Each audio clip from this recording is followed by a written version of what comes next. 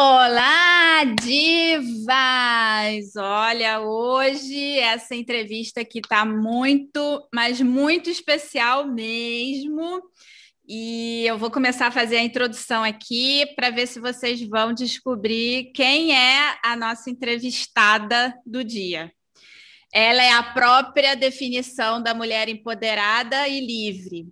Se apresenta como uma mulher negra de origem periférica, que foi a primeira pessoa da sua família a concluir o ensino superior, a trabalhar numa grande empresa e aprender outros idiomas e viajar para o exterior. Ela é dona de um sorriso contagiante e um olhar, às vezes, enigmático, que disfarça bem o que ela está pensando. Ela transborda os mais ecléticos conhecimentos que vão desde aplicar e ensinar com maestria a comunicação não violenta, colaborar como coach e mentora para que outras pessoas assumam as rédeas da sua vida, realizar constelações sistêmicas, criar poções mágicas, aplicar Theta Healing e fazer massagens tântricas. Tudo isso faz com que ela tenha um repertório enorme para atuar no empoderamento de pessoas e líderes, para que acreditem no seu potencial transformador e assumam a responsabilidade de contribuir para a construção de uma sociedade mais humana, compassiva, não violenta e que valoriza a diversidade em todas as suas formas de expressão. Quem vê ela hoje atuando em tantas dimensões diferentes do desenvolvimento humano e do autoconhecimento, nem imagina que ela também já atuou no mercado corporativo patriarcal, trabalhando por 15 anos no mercado financeiro em áreas comerciais, estratégicas e de apoio ao negócio. Que sorte a minha ter cruzado o caminho dela e hoje podermos juntas trazer os nossos propósitos para fazer da diva a realização de um sonho, que é o de contribuir para uma nova era que pulsa por valores humanos mais elevados como propósito, colaboração, criatividade, diálogo, sabedoria, bem-estar, realização pessoal e consciência de interdependência, e que é papel de uma liderança consciente criar o ambiente favorável para a plena expressão da nossa autenticidade. E aí, vocês descobriram de quem que eu estou falando? Ela, maravilhosa, Cacá Rodrigues, será a nossa entrevistada de hoje. Não é a Pfizer. Ah, lindona! Vamos bater um papo aqui. Hoje vai ser o arquivo confidencial da Cacá. A gente vai terminar essa sequência, né, de julho de entrevistas aqui do Júlio das Pretas com ninguém mais, ninguém menos do que, né, Cacá Rodrigues aqui junto com a gente. Então, Cacá, para a gente começar aqui essa conversa, fala um pouquinho aqui para o nosso público, né, sobre a sua jornada e como que você entendeu, né, a importância da sua atuação na promoção da diversidade. Uau! Eita! Resumindo, 40 anos em 4 minutos. Vamos lá, né? Primeiro, assim, acho que é mais fácil falar disso de trás para frente. Porque eu demorei muito tempo, há mais de 35 anos, para realmente me ver, me posicionar e me apresentar como uma mulher negra. Durante muito tempo eu estive também sujeita ao processo de embranquecimento, né? Tanto da minha estética quanto da colonização do meu pensamento. E isso aconteceu porque, na verdade, eu venho de uma família muito, muito miscigenada. Meu pai é um homem negro de pele bem escura e a minha mãe parece com você, assim, é mais clarinha, né? Só que ela também não é uma pessoa caucasiana, né? A minha avó materna era indígena, Então, a gente tem muita mistura dos dois lados da família. Meu pai também, apesar de ter a pele muito escura, o cabelo dele não é tão crespo, ele tem um cabelo fino, mais para um cabelo ondulado do que black, né? Ele não tem um black power, então a gente percebe que tem muita mistura. E em casa a gente nunca teve essa educação racial, né? A gente nunca discutiu sobre isso. Os meus pais também não tiveram acesso a esse tipo de conteúdo. Então, uma coisa que é muito engraçada, que lá em casa é assim, eu sou a irmã do meio, nós somos em 3, e a mais velha tem a pele mais escura, eu tomei ali no chocolate na metade, a mais nova tá mais, a gente tira sarro dela falando que ela é bege, né? Que ela não é nem marrom, nem lá, nem cá. Nem cá. A minha irmã mais velha tem o cabelo bem cacheadão, o meu cabelo é bem definido, assim, bem esquisito. Tem partes que é cacheado, tem partes que é liso, é muito fino. E o cabelo da minha irmã, sempre, mais nova, sempre foi liso. Então, a gente vai fazendo essa escadinha, assim. Parece que vai, né, diluindo a negritude conforme o espermatozoide vai gastando. E a minha mãe é branca do cabelo liso. E aí ela fazia os negócios no cabelo dela e queria fazer no nosso também. Então, eu e minha irmã mais velha, a gente fala que, a gente pagou muito mico na infância, porque tinha uma época dos mullets, né? Daqueles cabelos tãozinho chororó, repicado aqui na frente. A minha mãe fazia aquilo no dela, ficava maravilhoso, e fazia no nosso também. Ficava um horror. E vocês queriam matar ela, né? Desespero. A gente não tinha nem noção disso. Hoje, depois, né, na adolescência e mais velha, que a gente, olhando as fotos, que a gente começou a ter noção, mas a gente não tinha noção nenhuma disso.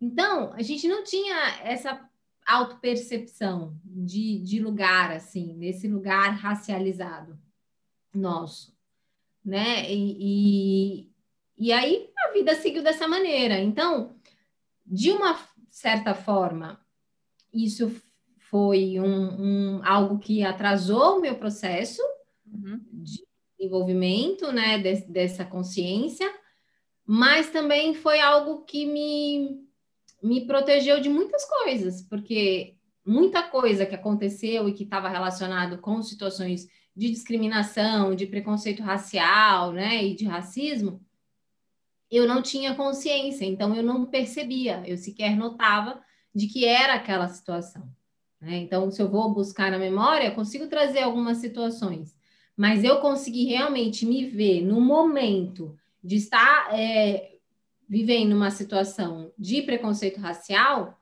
só depois que eu fui estudar sobre isso, aprender sobre isso e que eu fui trabalhar com isso, fazendo trabalho voluntário. E aí, quando as coisas começaram a acontecer, eu comecei a perceber que não, que era diferente o tratamento. Antes eu não tinha nem essa consciência. Então, vem desse lugar, assim, de uma educação muito sem consciência nenhuma de diversidade. E só que, ao mesmo tempo, eu sempre tive dentro de mim alguma coisa que me fazia ser uma pessoa que levantava a voz contra opressões de qualquer tipo. Então, eu era aquela pessoa que arrumava briga para proteger as outras pessoas, que eu, porventura, estivesse vendo que estivesse sofrendo alguma situação de preconceito. Alguma injustiça, né? Qualquer injustiça, eu sempre me coloquei nesse lugar de não me calar, não me silenciar diante das injustiças. Então, era como que, né, olhando hoje, né, toda trabalhada na terapia, eu percebo que isso era muito um processo de projeção, né? Aquilo que eu não estava olhando em mim e cuidando em mim, esse cuidado que eu não tinha nesse meu processo, eu acabava transferindo para outras pessoas e sendo essa justiceira, meio que levantava realmente a bandeira da justiça social, do tratamento de todo mundo. Então, isso sempre teve presente na minha vida, só que antes eu não tinha essa consciência da estrutura social. Uhum. Então, sabe quando você ouve hoje algumas pessoas falando assim, ah, direitos humanos para todas as pessoas? Esses dias até teve uma polêmica de um post no Instagram, não contrato pessoas negras, LGBTQI, não sei o quê, contrato seres humanos. Eu não me lembro de ter falado exatamente isso, mas era mais ou menos o que eu pensava. Eu acreditava que todo mundo merecia ser tratado com respeito e que todo mundo tinha que ter essa oportunidade, né? Ter uma oportunidade de se desenvolver, de crescer, de trabalhar, de estudar. Era esse o meu lugar. É porque essa abordagem ela não reconhece as dificuldades e as diferenças que esse tipo, né, que as pessoas que são pertencentes a esse grupo acabam sofrendo, né? Exatamente. E como eu não tinha consciência das dificuldades que eu acabava vivendo por conta da questão racial e de gênero, né, que são as duas categorias de diversidade que eu né, enquadro, eu não tinha essa percepção que tinha, que eu carregava esse peso, né, de ser uma mulher negra. Sim. E aí acabava indo para esse lugar de defender o direito de todos para todos, sem considerar as desigualdades, né, os pontos de partida. E aí, um dia, trabalhando no banco, um dia eu estava nesse processo de autoconhecimento já, e queria fazer algo, né, para a sociedade, porque eu sempre tive muita consciência, mas nunca tinha tido oportunidade de me encontrar em algum lugar que eu pudesse fazer algo além do que eu fazia por mim. Então, por exemplo, onde eu trabalhava, tinha nas unidades de trabalho, tinha sempre uma equipe que era uma equipe voluntária que cuidava do clima organizacional, da comunicação, da parte de festas, de organização, enfim, de entender ali como que as pessoas estão se organizando, né? De cuidar das pessoas em parceria com a liderança daquela área. E eu sempre, desde que eu comecei, eu sempre fiz parte dessa equipe. Então, eu tinha muito essa vontade de colaborar para criar um ambiente que as pessoas realmente estivessem bem, estivessem se sentindo pertencentes de uma forma acolhedora para todos. E aí, um dia eu vi no trabalho uma propaganda sobre o Grupo Mulheres do Brasil. Achei interessante, eu morava em São Paulo na época, era muito próximo da minha casa, a sede do grupo, e aí eu fui numa reunião e me identifiquei com um propósito, que é construir um Brasil melhor a partir do protagonismo feminino.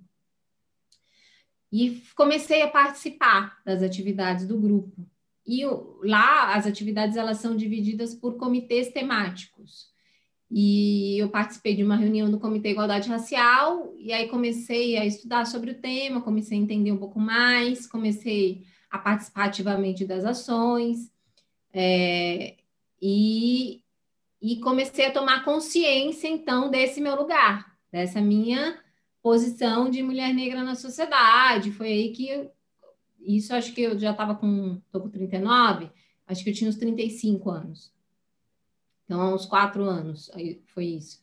Foi aí que eu comecei, então, a entender, né? E aí comecei a fazer as palestras nas empresas, em nome ainda do comitê, falando sobre a questão da diversidade racial, sobre racismo, sobre viés inconscientes.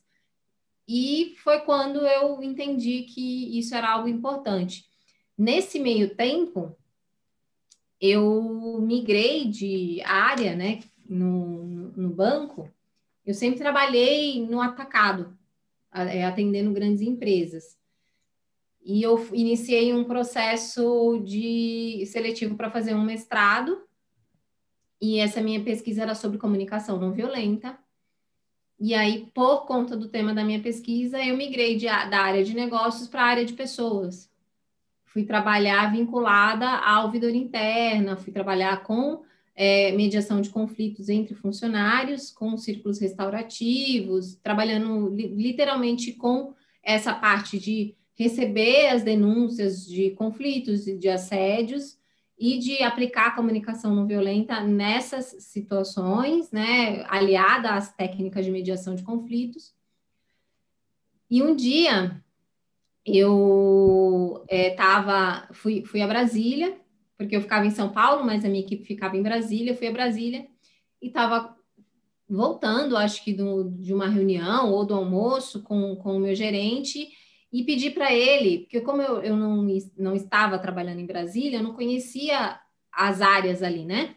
Pedi para ele me apresentar as pessoas que fossem responsáveis pelos grupos de afinidade de raça. Uhum. E aí ele falou para mim assim,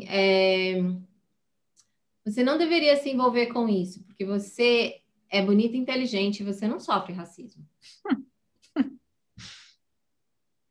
E essa frase me marcou demais, assim.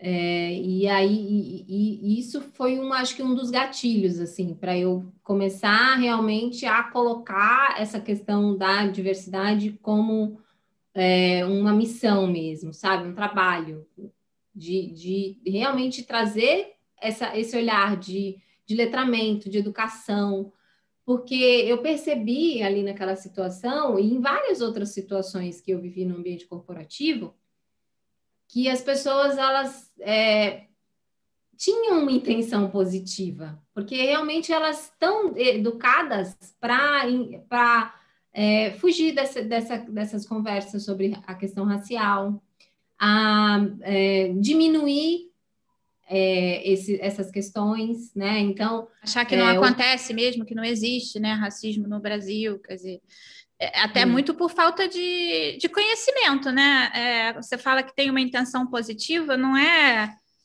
lógico, né? Existem atitudes e manifestações racistas bem explícitas, mas nesses casos a gente percebe que de fato não é algo por maldade ou por intenção né, de ser racista, mas no final das contas né?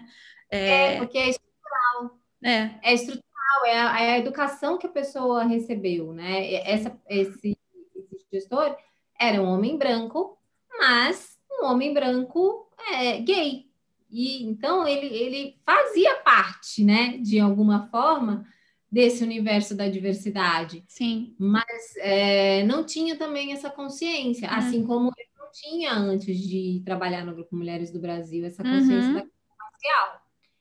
Então, eu entendi muito essa coisa de o quanto que a gente está atrasado por falta de conhecimento, por falta de estudar, por falta de conhecer, porque formação, tem um projeto, né?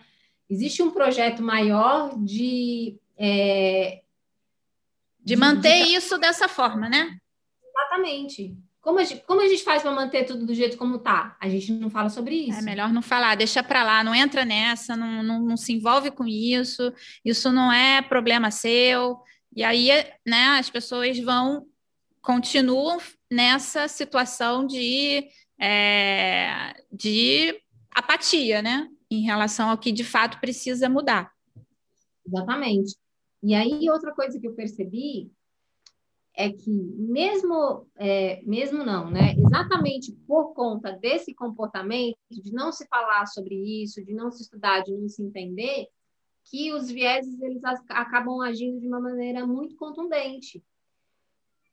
Como que eu comecei a perceber isso? Nos resultados. Eu via mulheres incríveis, né, em posições medianas, e muitas vezes em posições subordinadas a profissionais, homens brancos medianos, mas que não conseguiam quebrar essas barreiras, que não conseguiam passar desse lugar.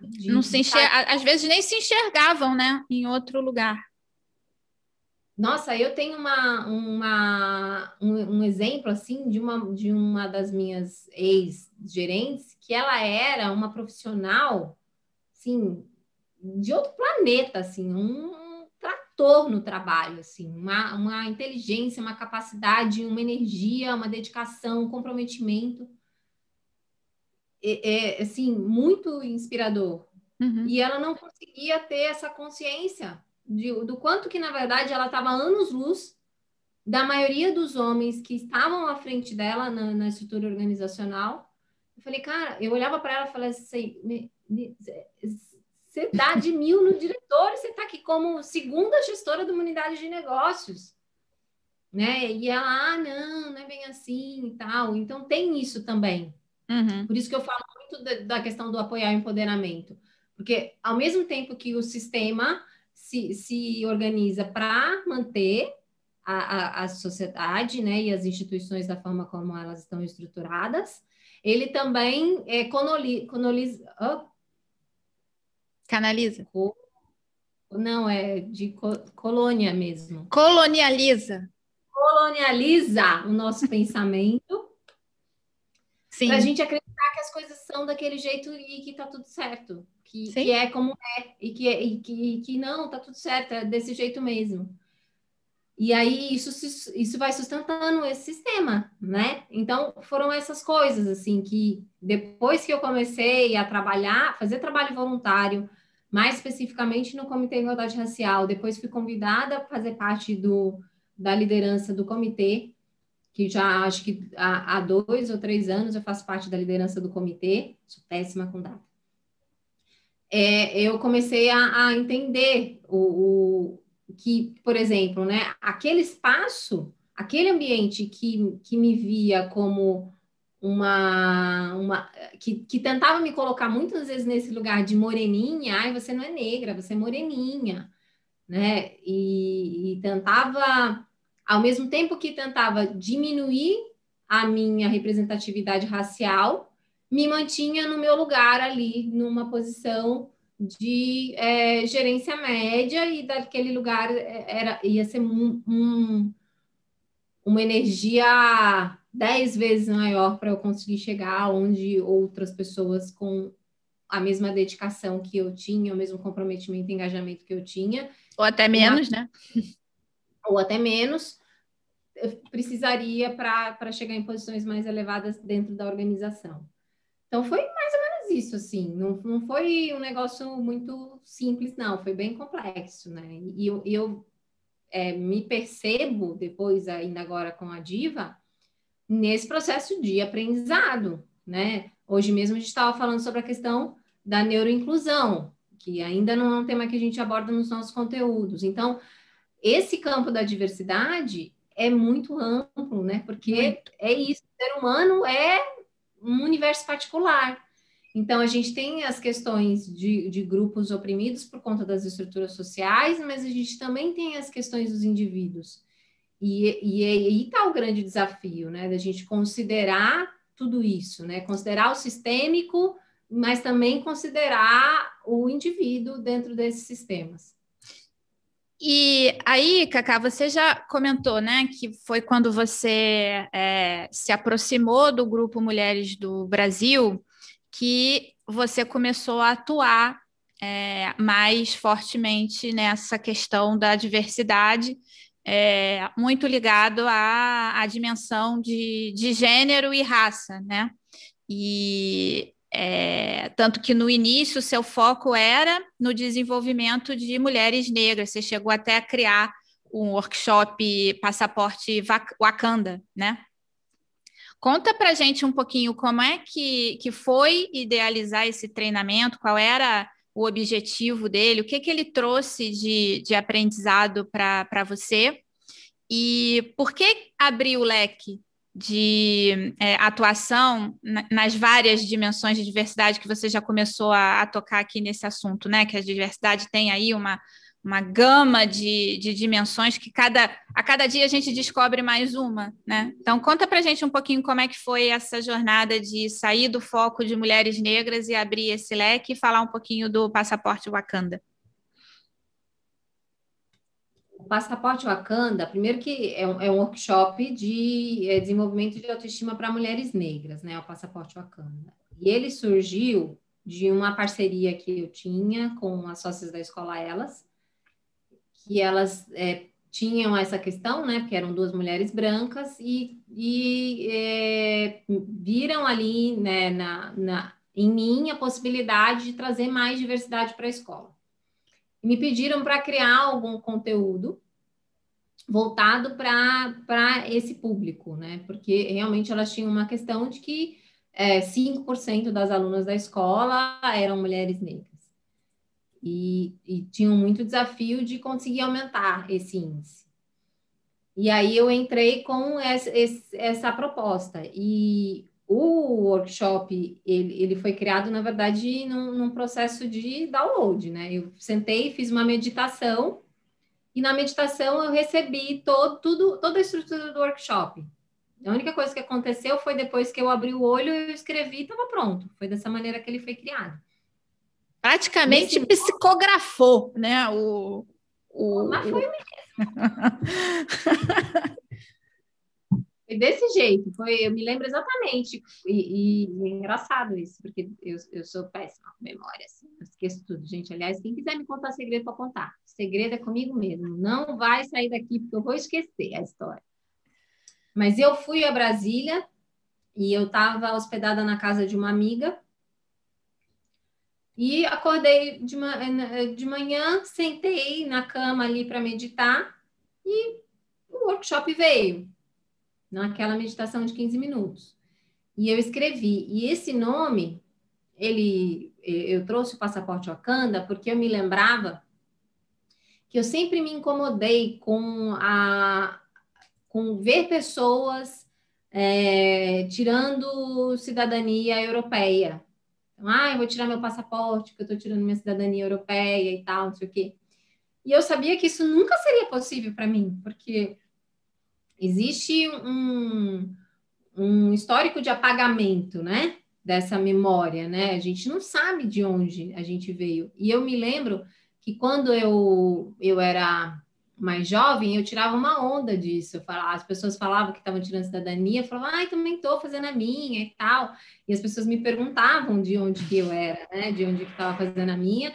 E eu falava, eu estou tirando a minha cidadania zimbabuense. Mas era, né, nesse lugar do sarcasmo, porque... Sim, da ironia. Da ironia. E aí, quando eu criei o workshop, teve a inspiração, claro, do Pantera Negra, né? E aí eu fui pesquisar sobre o significado de Wakanda, né? Porque também não surgiu ali no filme, é algo mais antigo, né? Tem alguns dialetos africanos que têm essa palavra ou variações dela, que significa família.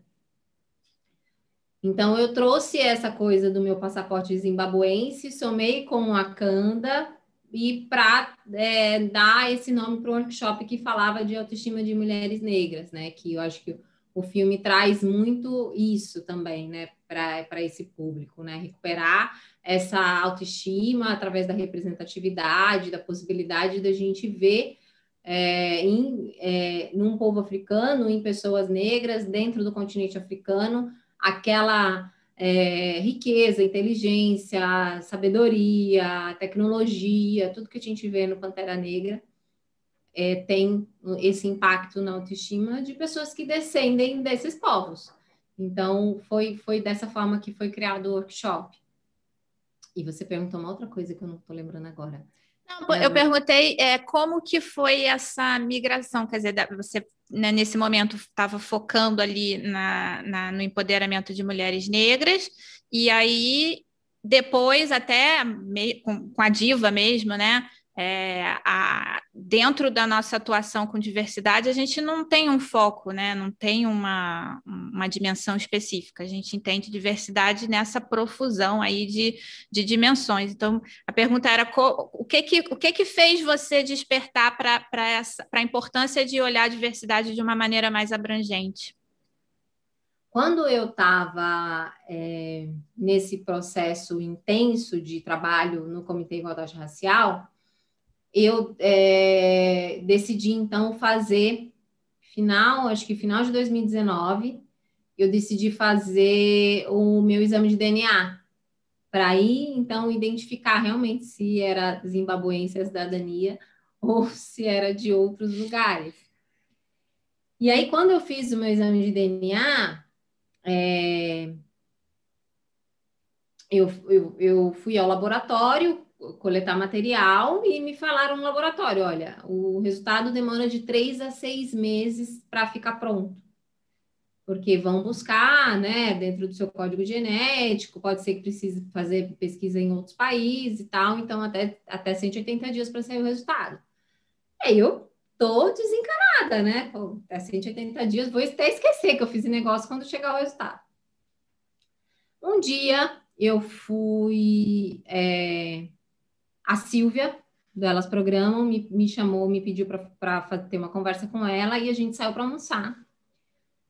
E a gente ficou 5 horas conversando sobre, né, mentoria de negócio e tudo mais. E aí, no momento ali da nossa conversa, eu abri o celular e tinha um e-mail do laboratório com o resultado do exame. Nossa. Isso tinha um mês que eu tinha feito o exame. Um mês? Então, foi totalmente inesperado, assim, né? Eu tomei aquele, né, choque. Falei, cara, saiu o resultado do exame, né? Aí abri na hora. Na hora que eu abri, eu travei, choquei. E fechei e não olhei mais. O que aconteceu? O resultado do meu exame deu 51% de origem europeia. O teu passaporte, então, no final das contas, ia ser europeu e você nem sabia. E aí eu estava na expectativa de ser a animadora, né? Bom, vai dar uns 80% África, uns 20% ameríndio aqui, né? Para não ter, ia dar uns 70% de África, uns 20% de ameríndio, 10% de caucasiano, e deu maior parte europeu. E isso me trouxe para aquela minha origem também, né? Num primeiro momento foi um negócio que eu fiquei alguns dias sem olhar, na verdade. Porque eu abri o resultado, ele é bem detalhado. Eu fiz o exame mais detalhado. Eu abri o resultado e aí eu fechei e não vi, não olhei mais. Depois de uma semana que eu fui sentar no computador para olhar com calma, entender o que tinha acontecido. Processar, e aí, né? Processar, né? Aí que eu fui ver que tinha um percentual grande, sim, de África, que é aproximadamente 30%, e o restante é ameríndio, né? E tem até um pouquinho de Zimbábue lá no da África. Acertou, de alguma forma, você acertou alguma coisa. A maior parte é Costa Leste, mas Zimbábue que está do outro lado lá tem um pedacinho, sim. Então, e aí isso me trouxe também para olhar para a minha ancestralidade, né? E ver que, cara, ok, né? Eu vivo em um país que tem uma estrutura racializada baseada no fenótipo, né? A minha cor, o meu tipo de cabelo, o formato do meu rosto, do meu corpo, é o que vai me colocar dentro de algum, né, aspecto da diversidade. E, ao mesmo tempo, eu percebi que, na verdade, a gente tem muitas questões de preconceitos, né? E isso me ajudou a trazer a importância da gente olhar para as dores da humanidade, nesse lugar de negar quem se é. Então, é mais ou menos isso, sabe? É uma ampliação de consciência mesmo, da importância da diversidade em todas as suas formas de expressão, como eu falo lá na minha missão. Eu acho que quanto mais a gente entender que a diversidade, na verdade, são as diversidades, e trabalhar para cuidar, para que todas as pessoas, independente de suas características, físicas, de origem étnica, religiosas, até origens, né, culturais, né, de países, e agora ainda com essa questão, né, da neurotipicidade, né, as suas condições neurológicas, todas as pessoas merecem ter condições, né, humanas de vida, né, ter acesso à educação, saúde, à segurança, a trabalho, a respeito, né, a ter um espaço a pertencer a grupos, a ter um lar, né, um espaço de segurança onde ela possa se cuidar, se acolher, né? Então, eu acho que foi muito esse caminho, assim, sabe? E aí, eu somei as duas coisas, na verdade, né? A percepção do impacto da interseccionalidade, do quanto que a soma dessas opressões, né, acabam fazendo com que a mulher negra seja a base da pirâmide social no Brasil e no mundo, e ao mesmo tempo de que a gente pode olhar para tudo, a gente tem condição de olhar para tudo, né? Trazendo esse olhar da equidade. Peraí, não. Então, essas pessoas que estão numa condição de maior opressão, a gente vai dar um tratamento diferenciado para essas. Essas que estão numa condição de menos opressão, mas que ainda têm algum grau de opressão, também vão ser cuidadas de alguma maneira. E eu acho que isso que me traz para esse propósito da Diva, de olhar para todas as formas de expressão da diversidade. Que no final das contas, no limite, né, quando a gente fala de diversidade, a gente tem que estar preparado para tratar as pessoas também nas suas individualidades, né? Porque simplesmente pegar alguém e reduzir a um grupo é o mesmo que dizer que você não respeita aquela pessoa na complexidade do que ela é. Porque eu, como mulher branca, tenho também outras necessidades que não necessariamente são as mesmas necessidades das outras mulheres, né? Então, é complexo, né? Também conseguir ter essa consciência não é um processo simples. E aí, a gente vai fazer o gancho aqui com uma próxima pergunta, que tem a ver com essa sua busca por entender as coisas, por conhecer as coisas, né? Você talvez não, você é uma das pessoas mais inquietas que eu conheço, do ponto de vista de busca por conhecimento, e mais eclética também, pela pluralidade de temas que você estuda, que você tenta se aprofundar, que você procura, né,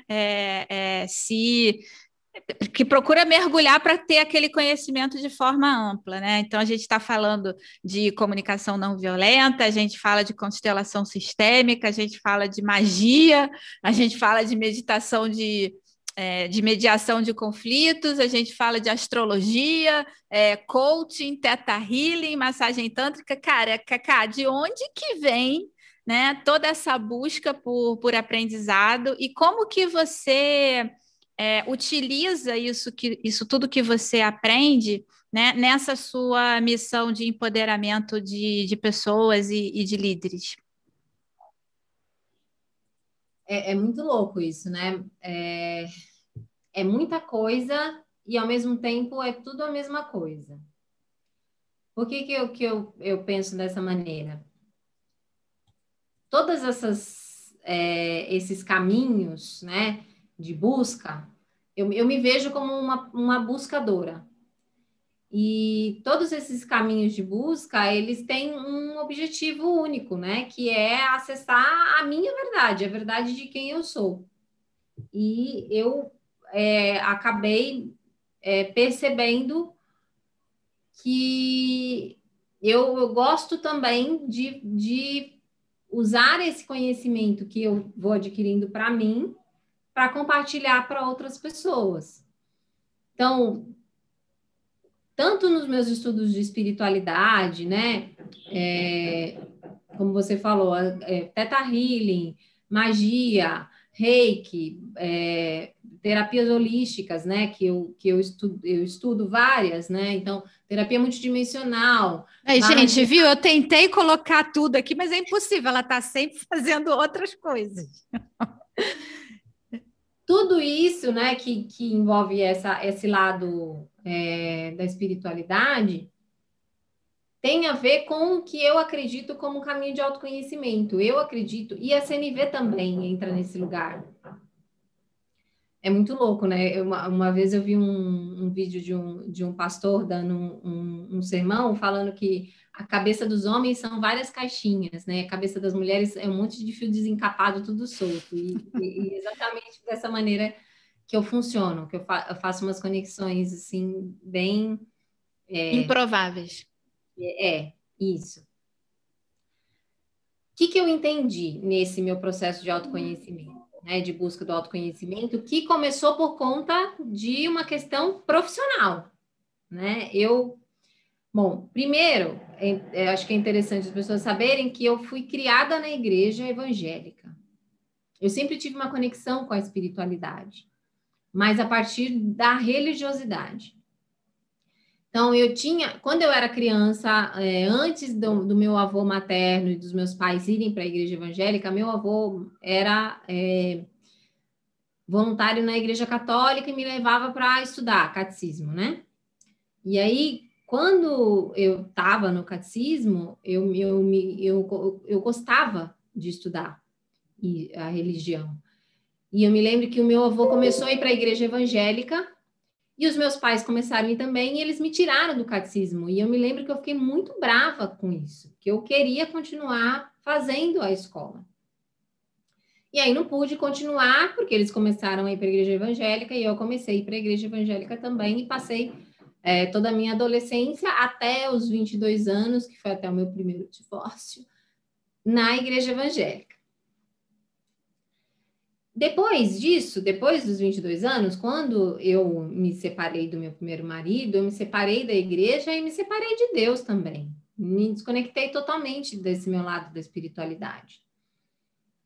E não tinha nenhuma prática espiritual, religiosa, nada disso. Até que, mais ou menos aos 32, 33 anos, eu comecei uma busca por autoconhecimento. Que foi porque estava num trabalho que não tinha nada a ver com a minha essência, né? Então, a minha estratégia para sobreviver naquele ambiente era uma estratégia de fuga, que era mudar de área. Então, eu, de certa forma, tenho hoje um background grande, né? Porque eu mudei muito, porque eu estava o tempo todo fugindo do lugar onde eu estava. E é interessante que as pessoas olhavam assim e falavam, nossa, você faz coisas diferentes, você é inovadora, tal. Na verdade, eu estava fugindo... Movida a desafios. Movida a desafios e tal. Sempre, né?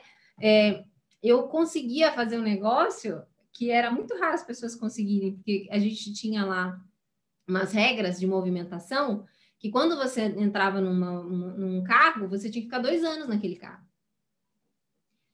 E eu saía com 1 ano e pouco, consegui umas autorizações assim para sair, porque eu ia super empolgada, algo novo, aprendizado novo, gente nova, e daí dava 3, 6 meses, eu já falava, meu Deus do céu, não é isso, não vai ser aqui. Não é isso, eu preciso de coisa nova e tal, e aí eu migrei para muitas áreas diferentes, né? Então, eu comecei trabalhando em agência de rua no varejo, depois que eu fui para Atacado, que foi em 2008, que eu comecei a trabalhar com corporate, empresas de porte corporate, large corporate, eu trabalhei em unidade de negócio, trabalhei em unidade de negócios imobiliários, trabalhei depois de novo em unidade de negócio, trabalhei em área de recuperação de crédito, depois eu fui trabalhar na diretoria comercial, depois eu trabalhei com um projeto de tecnologia para empresas large corporate, que era na área de cash management,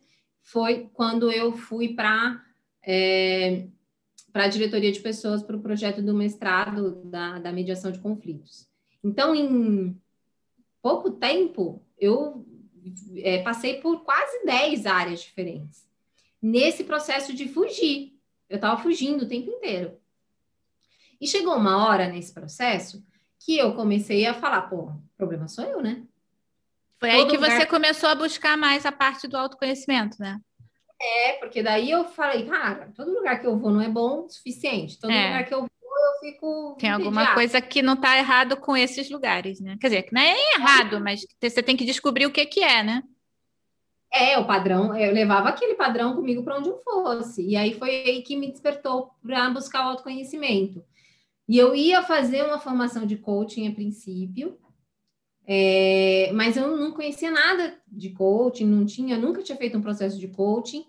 E aí eu fui procurar uma amiga que eu sabia que era coach e fui perguntar para ela, falou, eu estou interessada em fazer alguma coisa, né, de desenvolvimento pessoal, porque estou precisando aqui trabalhar essas questões, né, de inteligência emocional, de soft skills, né, por conta do meu trabalho. E pesquisei essas escolas aqui, você conhece? Aí me dá uma dica, né? Para onde que eu vou, né? Me dá uma luz aí. E aí ela falou assim: não, pera. Antes de você fazer uma formação de coach, vem aqui fazer um treinamento. Aqui era em Santos, né? Eu morava em São Paulo na época. E aí eu vim para Santos fazer um treinamento que eu não sabia o que era. Era esses treinamentos de inteligência emocional que você vai meio que sem saber o que é, que ninguém pode contar o que acontece lá. Então fui, fiquei um fim de semana lá. E aí eu me apaixonei por esse universo. Falei, cara, que incrível isso, né? E aí comecei a entrar nesse universo de estudar esses temas, né? E aí fiz todos os treinamentos daquela consultoria, um atrás do outro, assim. Fiz formação de coaching com eles, fiz formação de PNL, de Master Practitioner em Programação Neurolinguística, fiz várias formações com eles. E aí abriu esse campo para mim. E aí, quando abriu esse campo do autoconhecimento, também abriu o campo dos estudos de espiritualidade. Foi quando eu fiz a minha primeira formação em Reiki. E aí eu fiz as formações em Reiki, e aí eu continuei nesse processo de busca do autoconhecimento, fui fazer uma formação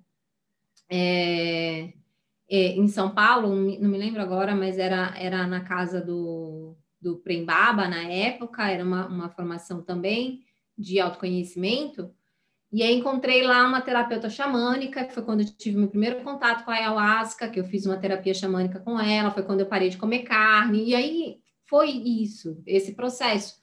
E eu comecei a perceber que autoconhecimento, para mim, essa conexão com a espiritualidade, que quando eu me trabalho esse meu autoconhecimento, eu vou para um lugar de acessar o que o Marshall fala na CNV, esse campo da espiritualidade prática, que a gente acessa a divindade que existe na gente e que a gente consegue, a partir dessa conexão com essa divindade interior, acessar a divindade das outras pessoas e gerar essa transformação inteira. Então, na verdade, parece muita maluquice, um monte de coisa que eu faço. Eu hoje, nesse momento, devo estar fazendo umas 10 formações diferentes neste campo de autoconhecimento e espiritualidade, mas é tudo a mesma coisa, é tudo uma busca por reconexão com essa minha espiritualidade que ficou, que teve ali uns 10, 11 anos ali de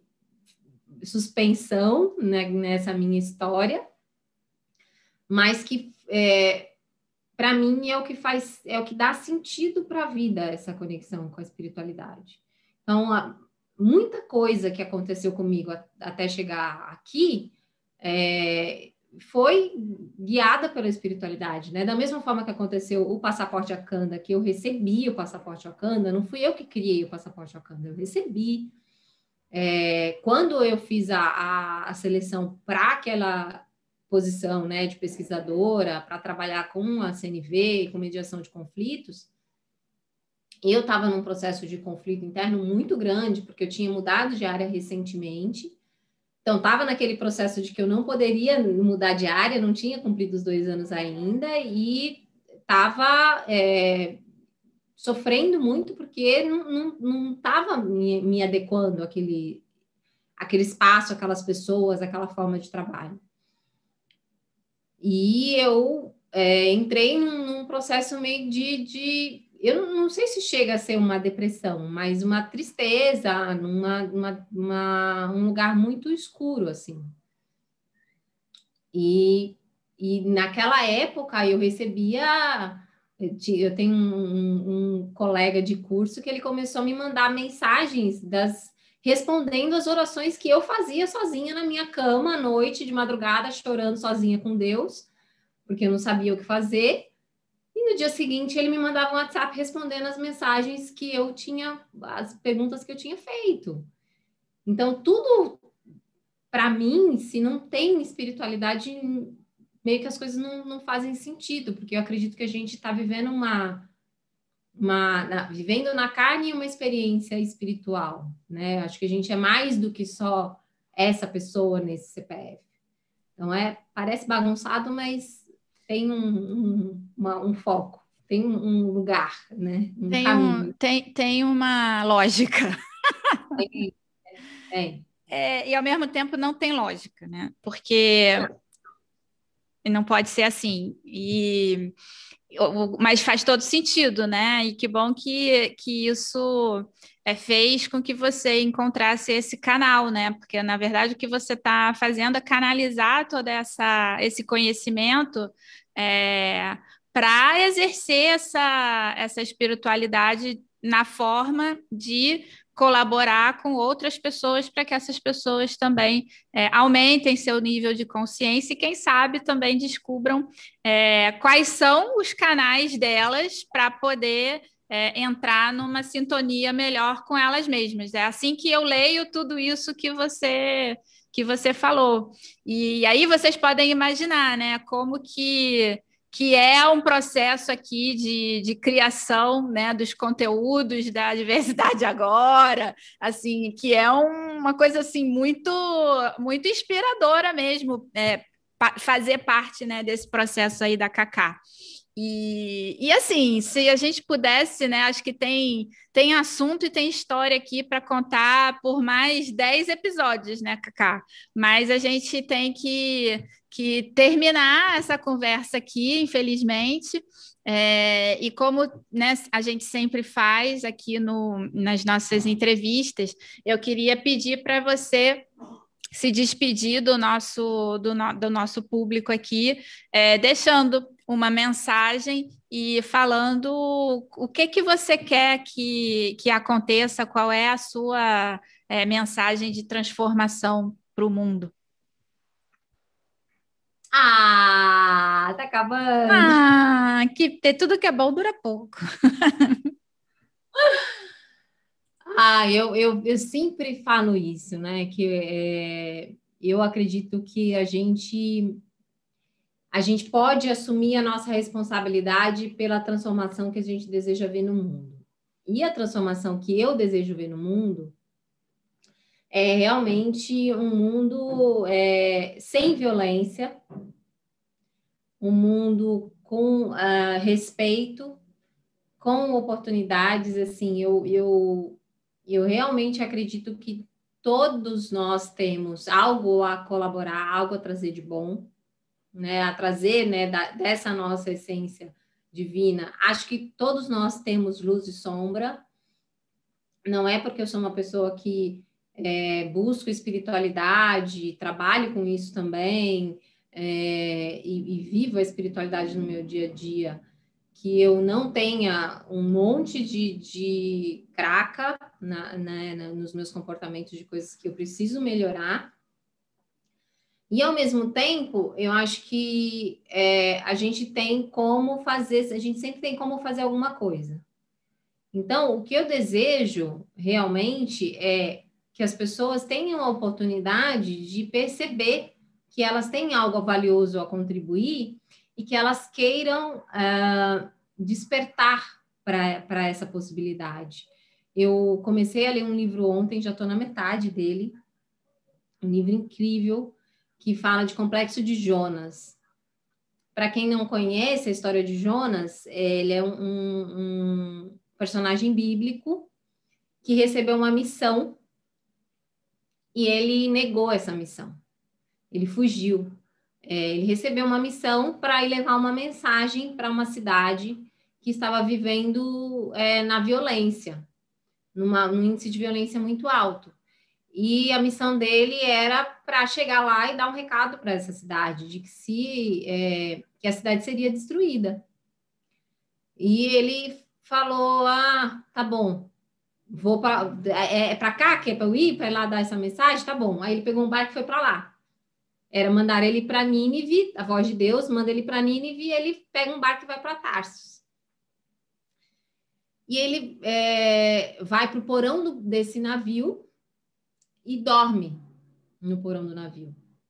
E começa uma tempestade em alto mar. E as pessoas começam a ficar desesperadas, os marinheiros começam a jogar toda a bagagem no mar para tentar salvar todo mundo. Começam a rezar para os seus deuses. E aí eles não conseguem obter nenhuma resposta e eles vão jogar dados. E aí os dados apontam para o Jonas que está lá dormindo no barco como o problema. E aí o capitão vai até ele e questiona ele, acorda ele, questiona, o que está acontecendo? Quem é você? Né? O que você está fazendo aqui? Né? Por que você trouxe essa tempestade? E aí ele entende o que está acontecendo e ele fala, me joguem ao mar. Ele é jogado ao mar e é engolido por um monstro marinho. E aí, nas profundezas desse monstro marinho, ele entende a missão dele e aí ele fala que ele vai fazer o que ele foi chamado para fazer, que ele é cuspido por esse monstro na praia de Nínive. E aí ele vai e faz o que ele tem que fazer e dá o recado para essas pessoas. E aí, essa história, né, é uma história arquetípica que fala desse processo de despertar para uma missão, para um chamado, para você se conectar com o que você veio realizar aqui. O que é que você veio realizar nessa terra? Qual que é a missão? Qual que é o chamado da sua alma? E todo mundo tem essa missão, todo mundo tem esse chamado, e esse chamado tem a ver com a contribuição para a evolução da humanidade. Então, essa é a minha vontade, sabe? Quando eu trabalho com autoconhecimento, com desenvolvimento de pessoas, com desenvolvimento de lideranças, é nesse lugar de fazer as pessoas perceberem que elas têm o poder de transformar, que elas têm o poder, que elas têm voz, que a voz delas importa, que elas que as decisões que elas tomam no dia a dia delas, que as escolhas que elas fazem impactam no coletivo, então são importantes. Então, esse é o que me faz brilhar os olhos. E é por isso que eu gosto de trabalhar com líderes, porque eu vejo no líder o potencial de multiplicar esse processo, né? Então, se a gente consegue fazer uma pessoa numa posição de liderança despertar para a autorresponsabilidade das ações dela diante do coletivo e de se posicionar como uma pessoa socialmente responsável, que é antirracista, que é antimachista, que lida contra todas as formas de opressão e preconceitos, e que inclui as pessoas, e que cuida das pessoas, se preocupa com as pessoas, né, e que gera resultados, gera riqueza, sem desconsiderar a importância, né, o que é realmente mais importante, né? Então, eu gosto muito da metáfora do Monstros S.A., que fala, né, que é possível você gera muito mais resultado com pessoas trabalhando a partir da energia da alegria do que do medo, da raiva, da tristeza. É isso, assim, é despertar as pessoas para o seu potencial transformador, para que a gente possa reduzir as desigualdades, diminuir as injustiças e ter realmente mais compassividade, mais humanidade, mais essa irmandade entre todos, assim, geral, assim, sabe aquela coisa do imagine all the people, living life in peace, é aquela coisa do É o mantra, né, Cacá? É isso. Eu sei que pode parecer para algumas pessoas utópico, mas é o que eu acredito. Eu acredito não acho que seja utópico, não. Eu acho que é mesmo um processo. E algumas pessoas, elas despertam, né? Um pouco antes e entendem que existe um processo a ser seguido, um processo que vão ter que passar, né? E outras que ainda estão né, no sono. No porão do navio, exatamente, tá vendo? A gente tinha que terminar essa entrevista com né, uma analogia de Cacá Rodrigues, porque senão não seria uma entrevista com a Cacá. Gente, olha, eu espero que vocês tenham gostado. Para mim é uma honra, um prazer muito grande trabalhar com a Cacá. Acho que foi um presente, já falei isso para ela algumas vezes, né? A gente ter se encontrado e hoje a gente está aqui colocando esse sonho que é a diversidade agora em prática. Que a gente continue aqui por muitos e muitos anos, né, Cacá, juntas. E obrigada e parabéns pela sua história e que você siga impactando e trazendo essa energia que você traz sempre que você chega, que você está em algum lugar, é impressionante. Gente, Obrigada. Até a próxima. Voltamos depois com mais Diva Entrevista. Sim. Ó, um beijo. Beijo.